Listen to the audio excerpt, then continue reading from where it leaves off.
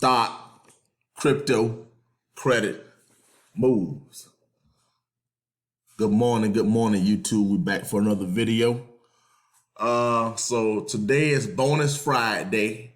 So I'm gonna throw out 2 additional nuggets. Not necessarily anything new, but I like to throw extra opportunities on this channel outside of what I normally talk about, just to get this channel more diversity and just give people additional ideas.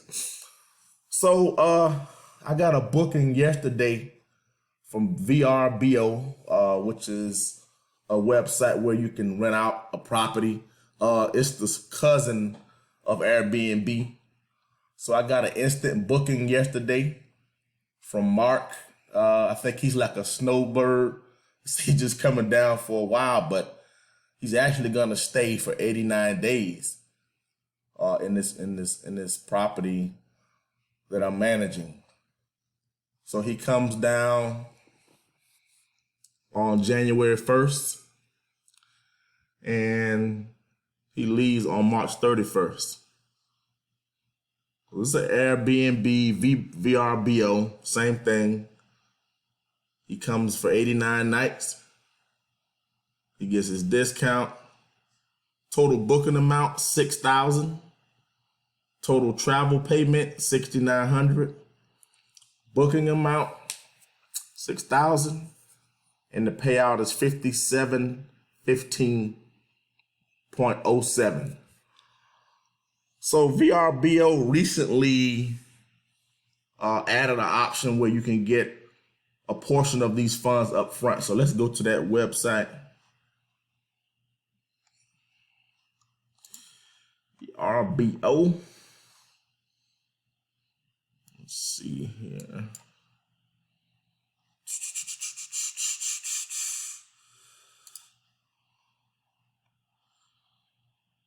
So it's just showing the estimated payout here. And he's coming down. He's a snowbird. And then here's their contact information. So guys, if you have like an extra, room, or just a good idea if you wanted to get into real estate. Because I have a long history with real estate, renting out properties. And I'm often asked which one is better, renting out to a family and collecting the rent, or renting out to multiple tenants. They both have positive and negatives.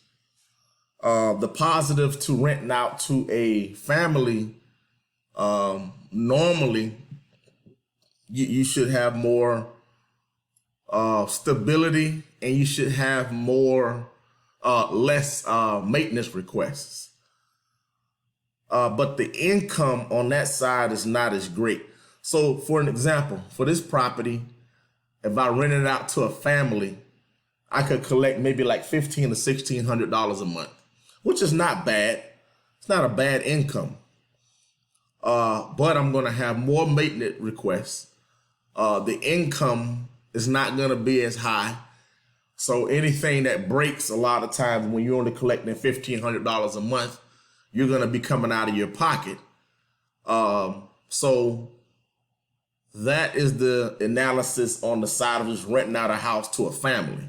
Now on the other side, as you can see, the payouts are much bigger, because just on this one client, that's $5,600. But the downside to this, normally you don't get tenants that come and stay that long. So you have more of a management. VRBO and Airbnb is a management intensive business. So you need to have a cleaning lady available. You have to make sure you keep the lights are going to be on. You're going to be responsible for all the upkeep of the property, making it clean. You're going to have multiple tenants. One way you can kind of cut down on the management part, you can actually require a visitor stay 4 days. So that actually cuts down on the management piece, but it still is very management intensive. People are looking at your place like it's a hotel, like they're expecting greatness. So, and then they have VRBO, Airbnb, booking actually have an option where you can list your individual properties for rent. So this is a very competitive business. I think everyone just thinks that you just throw the property on VRBO or Airbnb and start earning. It's a lot more to it than that. You need to be available for questions. You need to have a cleaning lady, a management company, or people that are on your team that can keep the prices of repairs down. So when you look at VRBO or Airbnb, it's a business. Like, you have to go into it as a business. It's not a side hustle. It's a business.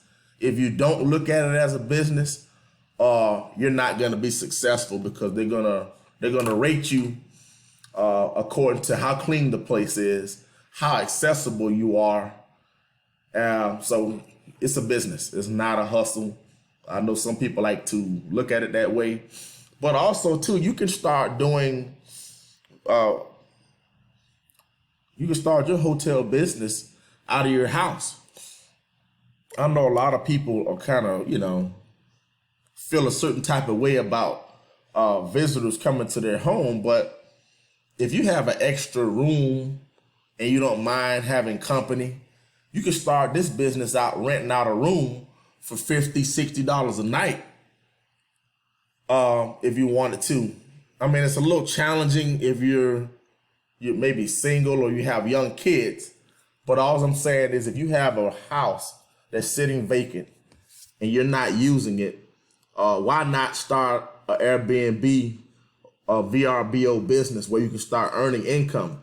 So even if you rented a place out for $40 or $50 a night, and let's say if it's booked 60% of the month, so 30 days, let's say if it rented 18 days, and you collected $50 a month, that's $900. All right, so let's say if after all your expenses, you're keeping $500 a month. That's $500 that can go towards your mortgage. That's $500 that can go towards your car. And this is how you actually start to work your way out of needing a job, is by just creating income hacks on things that you own. So I wanted to throw that opportunity out.